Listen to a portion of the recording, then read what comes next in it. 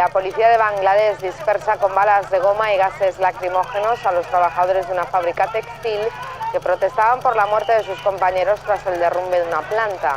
Varios testigos de esta tragedia afirman que los empleados fueron obligados a trabajar en ese edificio pese a las grietas en sus muros.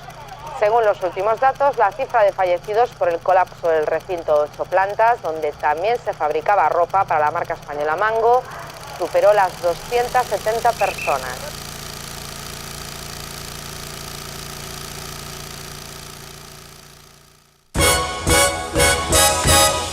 Bing bong, bing bing bong bong, bing bong, bing bing bong, bing bong. Bing bong, bing bing bong bong, bing bong, bing bing bong, bing bing. É só isso, meu baião, e não tem mais nada não. O meu coração pediu assim, só assim.